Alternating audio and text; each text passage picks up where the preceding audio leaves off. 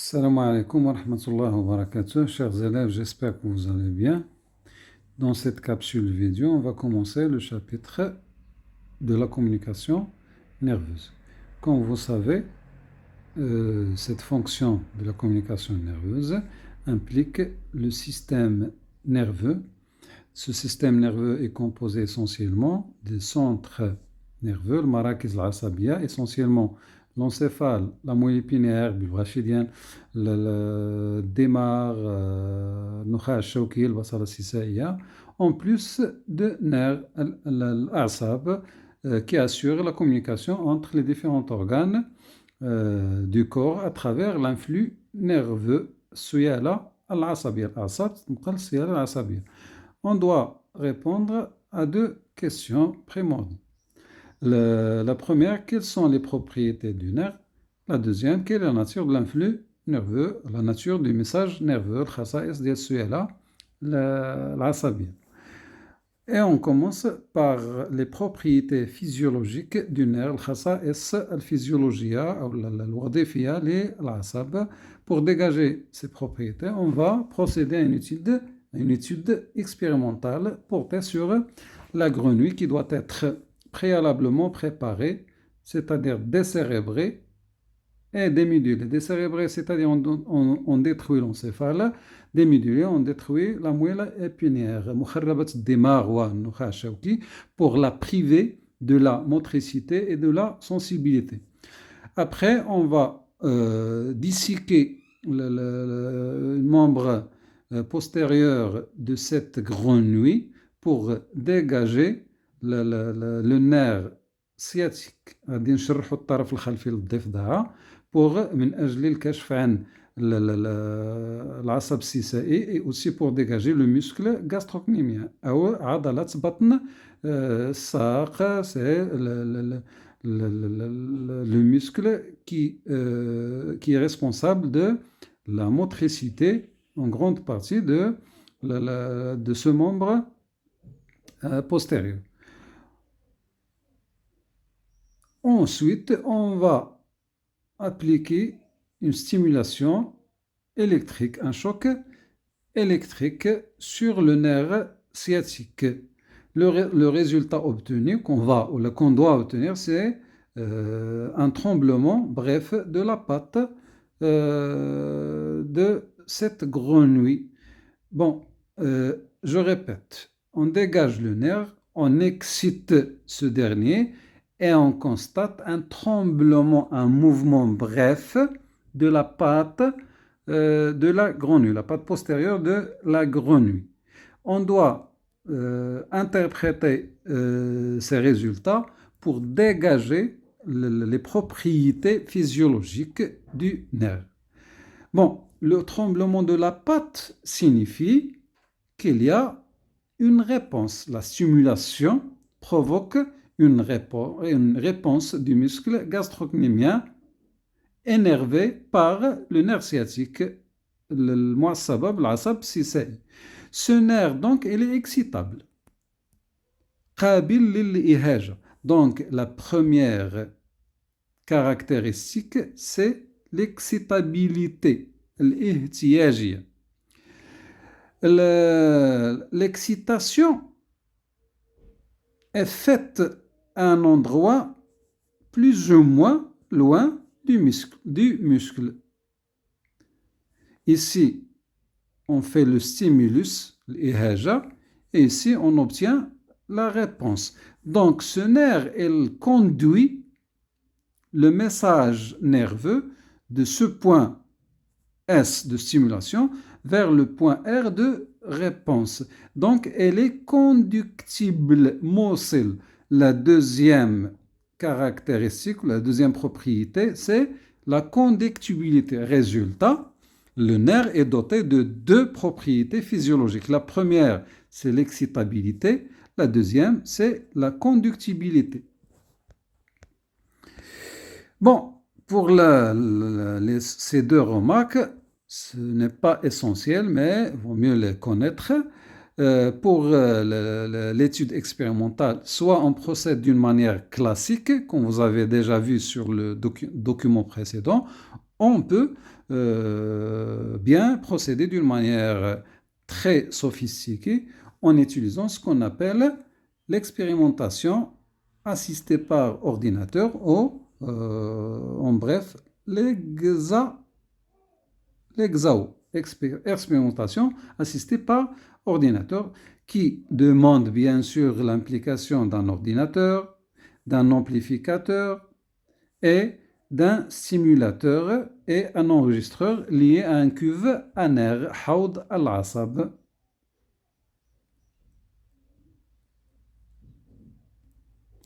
Donc, quel est le rôle de ce montage? Au lieu d'assister à la réponse en la regardant à l'œil nu, on peut l'enregistrer sur l'écran comme vous avez ici. Ce qu'on appelle le potentiel d'action. On va parler de ça ultérieurement. La même chose pour l'oscilloscope. Vous avez déjà parlé du principe de cet oscilloscope dans les séances de la science physique. C'est à vous de voir ça. Elle aide aussi à obtenir une réponse sur écran, ce qu'on appelle aussi le potentiel d'action. Lisez bien l'interprétation. Il récapitule ce que je viens de dire. Bon, conclusion, nous avons décelé deux propriétés, l'excitabilité et la conductibilité. On va commencer par l'étude de l'excitabilité de la salle ihtiyajiyya. Bon, pour cette expérience, on va déterminer les conditions pour l'excitabilité du nerf dhuruf ihtiyajiyat al-asab. Un nerf isolé dans un cuve anaire de la pâte de crabe, de saltaon ou n'importe quel nerf, l'essentiel qu'elle soit opérable, et on va appliquer des excitations, des stimulations d'intensité et de durée modifiables. Rendiro de ihajat répétées, et à chaque fois on va changer la durée et l'intensité. Les résultats obtenus sont résumés dans ce tableau. Ce qui est demandé, je préfère très bien que vous tracez ça à la maison, c'est de réaliser la représentation graphique de la variation de l'intensité de la stimulation en fonction de la durée de stimulation pour déterminer graphiquement les conditions de l'excitabilité, surtout ses propriétés. On va voir de quoi s'agit-il, la rhéobase, la chronaxie et le temps utile. Le rhéobase chronaxie, on ne peut pas le traduire, temps utile, ou al-waqt an-nafi' pour ce nerf. Bon, la représentation graphique que vous devez obtenir est la suivante.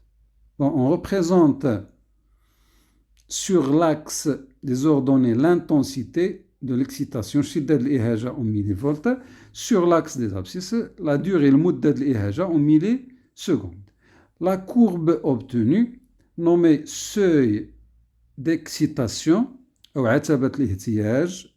est composé de plusieurs points qui représentent les seuils d'excitation.